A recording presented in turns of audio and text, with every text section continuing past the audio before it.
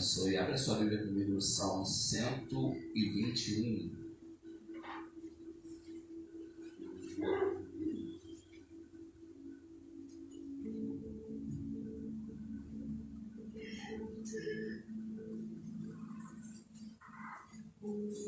Salmo 121.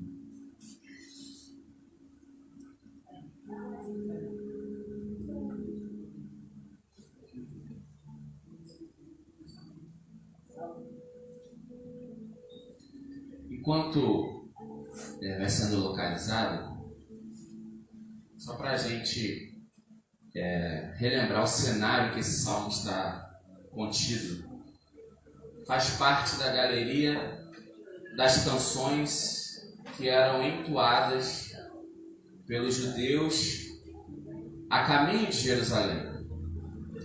Quando o povo se dirigia ao templo, sejam judeus vindo de fora, de terras mais distantes, ou judeus ali dos arredores, mas que iam por uma romaria ou uma procissão juntos, unidos ao templo para adorarem ao Senhor, para às vezes celebrar a festa da Páscoa, por exemplo. Desde o Salmo 120 ao Salmo 134, que são 15 salmos, eles são separados e chamados, se você ver aí no título, vai dizer que é Cântico dos Degraus, ou vai falar que é Canção dos Peregrinos, enfim, Cântico de Romagem, né? Degraus porque eles subiam as escadarias do templo. Então, desde onde eles saíam até chegar no templo, eles iam cantando esses salmos. Por isso que na organização colocaram esses 15 salmos em sequência, porque fazia parte do inário dos judeus nessa procissão em fé até o templo. Esse Salmo 121, que é o segundo dessa categoria, é muito conhecido, talvez um dos mais conhecidos, como 125, enfim. E vamos acompanhar aqui, independente de como esteja a sua versão. O Salmo diz: elevo os olhos para os montes, de onde... Agora é interessante que isso é uma pergunta, né? Ele não está dizendo, nos montes está o meu socorro. Se não fosse uma pergunta, ele estaria dizendo, eu elevo os meus olhos para os montes, de lá vem o meu socorro. Não. Ele diz, eu elevo os meus olhos para os montes. A pergunta, de onde me virá o socorro? É uma pergunta. Ele mesmo responde, e ele diz que o socorro dele vem do monte, é isso que está escrito? O que está escrito aí? O meu socorro vem do Senhor, que fez o céu e a terra. Ele não me permitirá, não te permitirá que os teus pés vacilem. É como Jesus dizendo, Pai, não nos deixe cair em tentação, né? Lembrando que nós temos a nossa parte, o nosso papel, para que os nossos pés não vacilem, para que não entremos em tentação. Mas também não nos impede de orar, Senhor, não deixe que meus pés vacilem. Pai, não nos deixe cair em tentação. Porque quando a gente vigia, a gente também ora. E se ora, também vigia. Certo? Não dormitará aquele que te guarda. Ele te guarda até no seu sono, porque ele não dorme. É certo que não dormita, nem dorme o guarda de Israel. Ele faz vigília.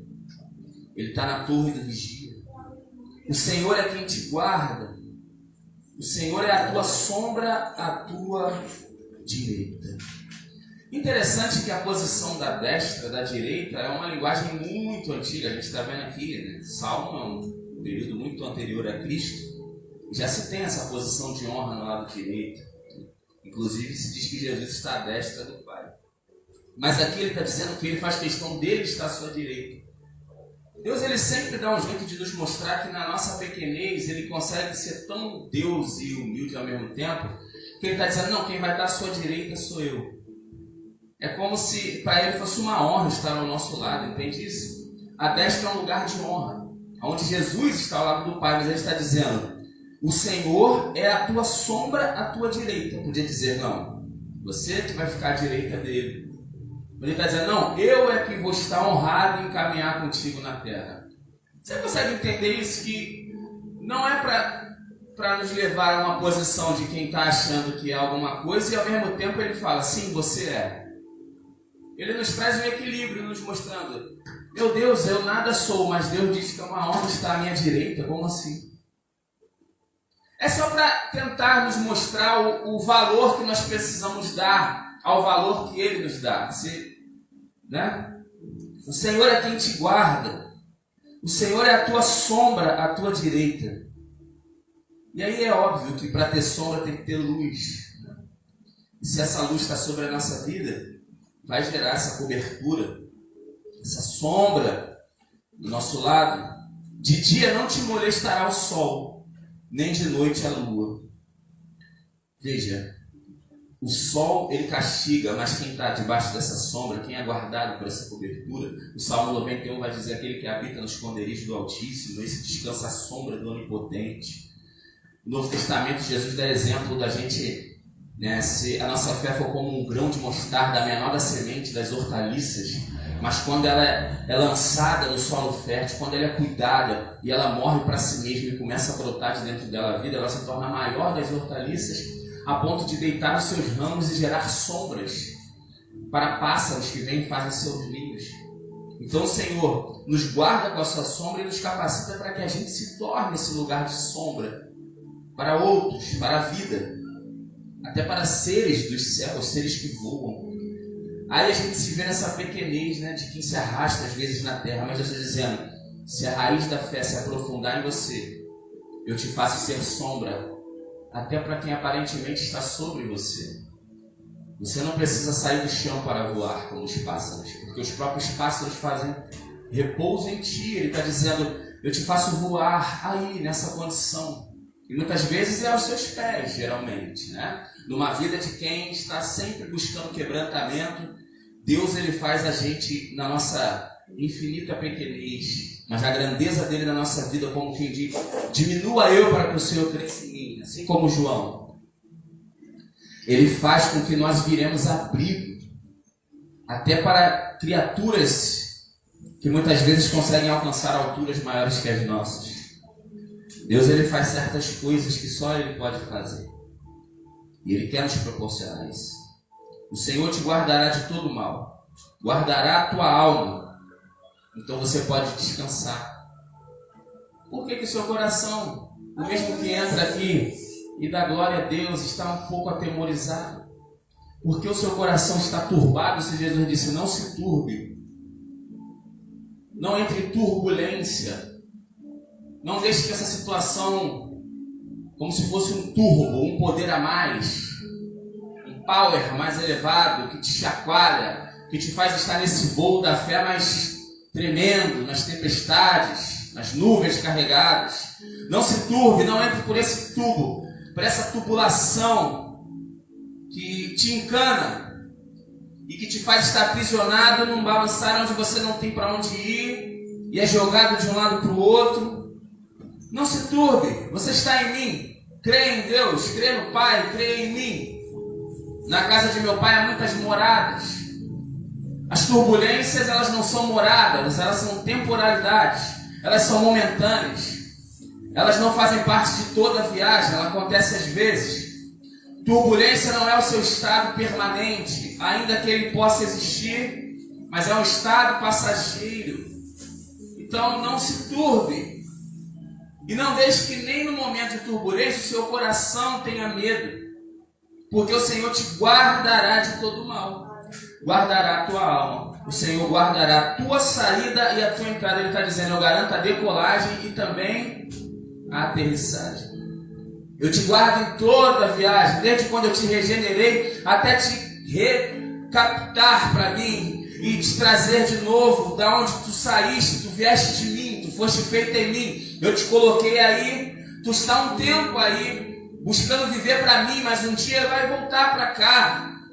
Mas desde a tua saída, desde o ventre da tua mãe, antes disso, antes de tu ser formado na madre e no ventre, eu te gerei, eu te formei, eu já tinha um plano para você. No meu coração tu estavas designado por mim. e quando substância informe, como uma terra sem forma e vazia, deformada, e estava debaixo de águas, um dilúvio pré-existencial. Você estava ali sucumbido, com trevas na face do abismo, sem luz, sem nada.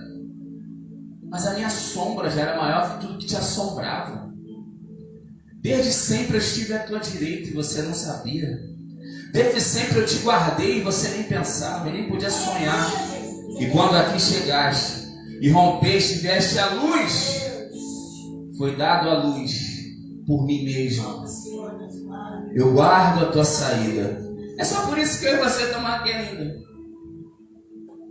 Com tudo que acontece, Paulinho, com toda a adversidade, problema com o filho, problema com relacionamento, problema no trabalho, tribulação emocional, dor na alma, desesperança, agonia, desespero, momento de confusão, não entende, um minuto está assim, outro não está mais, e daqui a pouco está de outro jeito, e reclama de si mesmo, olha para o espelho e fala certas palavras contra si mesmo, e chora e volta a sorrir, e Deus está dizendo, mas eu guardo a tua entrada, a tua saída, a tua saída, a tua entrada, eu guardo todo o trajeto, eu guardava antes, você nem sabia de mim, você pensava certas coisas de mim segundo as culturas, a qual foi apresentado, mas eu não estou nem aí, eu sou maior que as culturas, eu sou maior que as tribulações, eu sou maior que os entendimentos, eu sou maior do que as doutrinações, eu sou maior do que os encaixotamentos, eu sou maior do que as turbulências, eu sou maior do que você, eu sou maior do que tuas crises, sou maior que os teus momentos e que toda a tua história.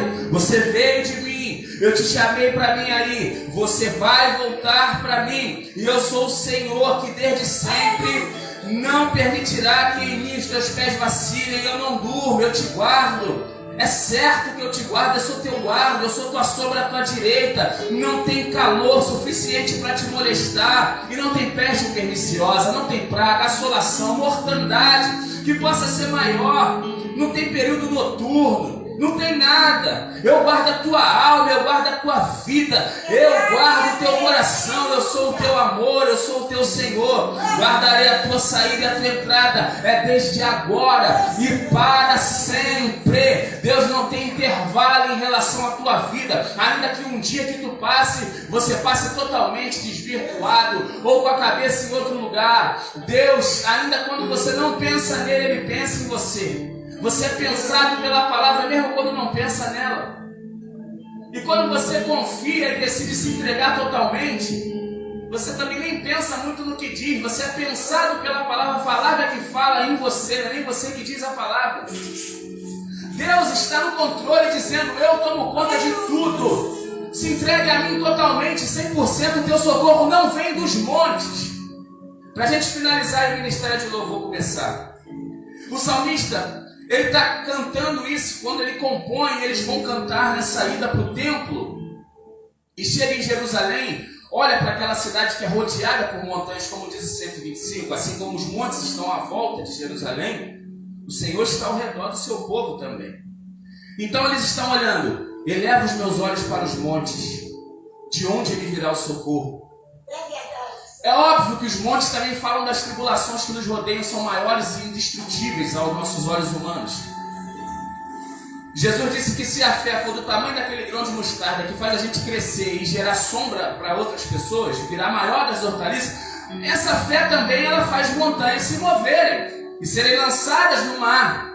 E no mesmo lugar que os nossos pecados foram lançados, no mar do esquecimento ou nas profundezas do mar, é por sobre esse mar que a gente consegue andar. Então, o Pedro que anda sobre as águas é o Pedro que consegue, pela fé, remover os pecados, as montanhas, as dificuldades e lançar ela para baixo dos seus pés e caminhar, mesmo sem estabilidade própria, mas pela estabilidade do Espírito, por aquele Deus que é com ele, à sua direita, o guardando. E quando eles olham para os montes, aqui também, pelo sentido literal, é óbvio que é um Israel que também adora ídolos nos montes, desde muito tempo. Elias está com os profetas de Baal lá, no Monte Carmelo. Tem aqueles que adoram o poste ídolo Azera, ou Azerá. Mas os montes são locais de idolatria, muito tempo antes dos salmistas. As outras religiões e culturas sempre levavam para lá as suas estátuas, os seus bonecos feitos por artífices, que passavam pela mão dos ourives, as suas estacas de ouro, de gesso e outros materiais, estacas de madeira. Os montes eram lugar de paganismo muito tempo.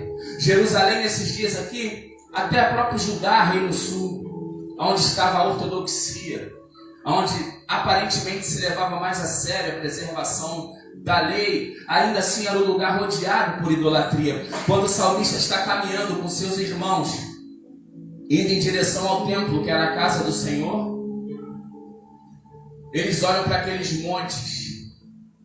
Inclusive em um deles está o templo, um dos montes de Moriá. E nos montes ele está dizendo: eu olho, eu ergo a minha cabeça, encaro minhas tribulações, mas também olho para essas coisas grandes à minha frente. Será que é ali que o meu socorro está? O meu socorro está nos montes? Será que o meu socorro está no lugar? O meu socorro está naqueles deuses que estão ali? O meu socorro está nos bonecos, nos postes ídolos? Será que o meu socorro está nessas idolatrias, nos deuses feitos por mãos de homens? Ele está dizendo: não, o meu socorro vem do Senhor que fez, não que foi feito. O meu socorro está no Senhor que fez o céu e a terra. É como quem engole toda a situação dizendo: peraí, até esse monte foi ele que fez. E agora está cheio de coisa, está com um monte de idolatria, está com um monte de deturpação. E assim é o nosso coração às vezes. Esse lugar é em nós, um monte de coisas, um amontoado de desvirtuações, de pensamentos. Mas a resposta que você já sabe da pergunta que você mesmo faz e carrega é a mesma, ontem, hoje e para sempre. O meu socorro não está em nada que as mãos do homem nem as minhas possam produzir. Os montes são altos, mas o que são os montes? Neles estão cheios de deuses, mas quem são esses deuses? Um povo que vem marchando de longe, entendendo: o meu socorro, o nosso socorro está naquele que está para além dos montes, acima de toda idolatria, de toda falsificação, de todo falso testemunho do meu coração e da minha mente, de toda falsa cultura e entendimento desse mundo. O meu socorro vem do Senhor, que é acima dos montes e acima dos céus, e que com a sua palavra fez o céu e a terra, e que é com a mesma palavra que ele hoje, nessa noite, reconstrói a sua vida, muda a sua história, derruba altares dentro de você, faz cair por terra toda falsa adoração, todo desvio de pensamento, toda barreira, toda muralha. E você veio até aqui peregrinando nessa romaria mais um dia, e você vai elevar os teus olhos e vai ver que os montes estão ali, e que neles podem ser feitas coisas erradas como coisas boas. No mesmo monte que eu posso adorar o Senhor, pode também ter falsa adoração. Mas ele está dizendo: ali na terra tudo é perecível, tudo é passageiro e tudo está sujeito a muitas coisas. Mas se você levar um pouco mais o teu olhar para aquele que na verdade já habita dentro de ti, ele põe as coisas no lugar, ele é soberano, ele está para além de tudo. Você vive num mundo que jaz no maligno, mas você já venceu, pois maior é o que está em ti do que o que está no mundo.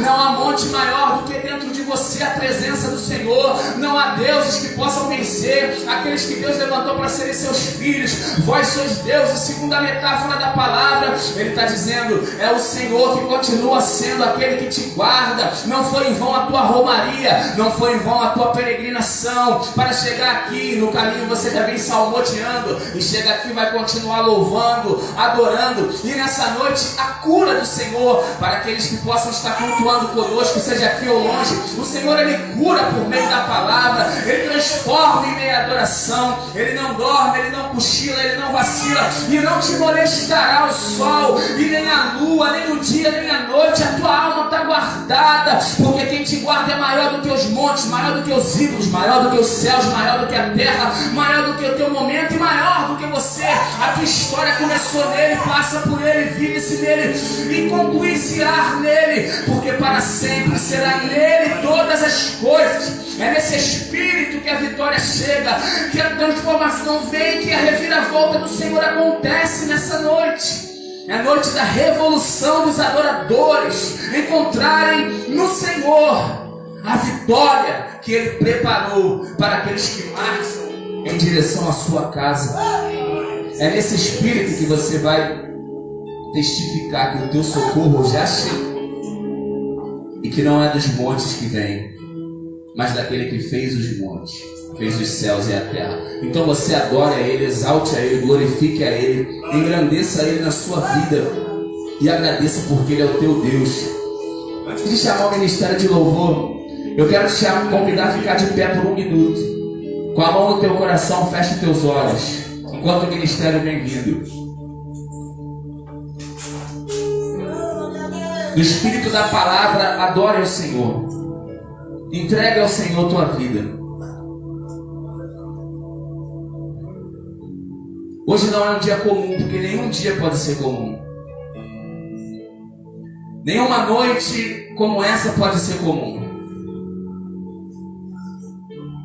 Não pode ser comum acordar mais um dia e estar diante de Deus. Não pode ser algo normal.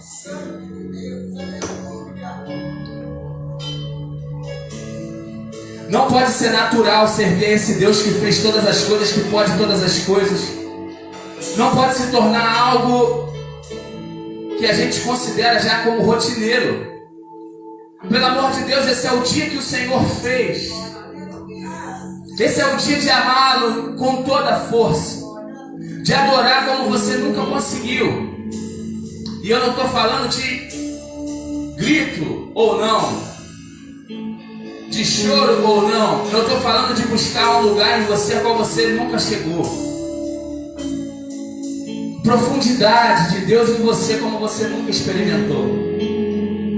Porque só quem não se conforma e briga contra si, se rende e luta e é isso que você vai experimentar. Tem gente que não sabe o que é isso há anos. Eu não quero que isso continue, porque o que eu não quero para mim como mal, eu não quero para ninguém. E o que eu quero para mim como bem, quero que seja muito maior em Deus, para os meus irmãos, para a vida. Sabe por quê? Porque é assim que tem que ser. Se derrame, entregue tudo ao Senhor, tuas preocupações, tuas dores, tuas mazelas, porque Ele faz o que Ele quer, do jeito que Ele quer, na hora que Ele quer, e você é mais que vencedor no Senhor. A palavra de Deus não pode ser uma rotina na sua vida. A vivência do Espírito da palavra é que tem que ser constante e crescente todo dia, porque Deus é vivo e Ele está vivo. Assim como nós não planejamos nada quando chegamos aqui, você não pense que o que Deus planejou está dentro do nosso pensamento, mas está para além de tudo, excede a tudo isso. E nessa noite, o que te impede, o que te aprisiona, o que te mantém cativo, tudo aquilo que é um engano, erguido nesse altar do coração, os teus olhos hoje estão se elevando. E Deus está nos fazendo enxergar além, acima de tudo que nós já vimos. Se você quiser viver uma noite de milagres, entenda: Deus é Deus de resposta e Deus de reação. Deus é Deus de resposta e Deus de reação. Se você quiser viver uma noite sobrenatural, faça isso acontecer em Deus. Provoque isso dos céus para a terra. E adore como nunca adorou ao Senhor. Busque esse lugar dentro de si. Mergulhe como nunca. Não aceite o que o diabo faz para te impedir. Não aceite o que Satanás coloca no pensamento. Não aceite o que tua natureza já aceitou. Deus te habita. É tempo disso jorrar como um manancial de águas vivas.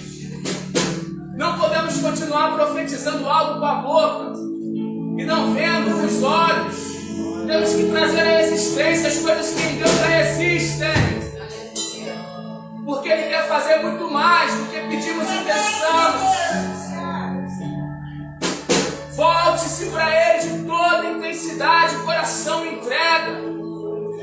não é para homens, é para Deus, para aquele que te gerou e te regenerou e que te habita e que quer fazer você viver maravilhas ainda nele, nessa terra. Quer te usar como nunca, quer te fazer se enxergar com os olhos dele, pela palavra dele, pelo poder dele. Não se conforme, não aceite uma vida medíocre. Eu não estou falando de você sacrificar o que não é possível sacrificar. Eu não estou falando de você conseguir estar aqui sempre, se você mora longe, tem dificuldade. Eu estou falando de algo que é de dentro para fora, é 24 horas você em Deus. Um lugar de intensidade, de entrega, de não conformação, de não jorrar essa alegria, esse poder, essa graça, essa espiritualidade viva, sadia, saudável. Teu lugar não é debaixo dos pés de Satanás. Teu lugar não é oprimido pelas tuas fraquezas. Teu lugar é vivendo a alegria de Deus mesmo em meio às tribulações. Teu lugar é adorando ao Senhor em espírito e em verdade, aonde for. E sendo regenerado e revigorado a cada minuto. Jesus te ama e morreu por você para isso, não é só para você ir para o céu. Se fosse só para ir para o céu, você já poderia ter morrido, e eu também, que já estava lá. Mas é para que o sentido, não só da letra, mas o céu, que a gente tanto diz que nos habita, faça sentido e de fato habite em nós e nos transborde. Você nasceu para experimentar esse gozo, essa alegria.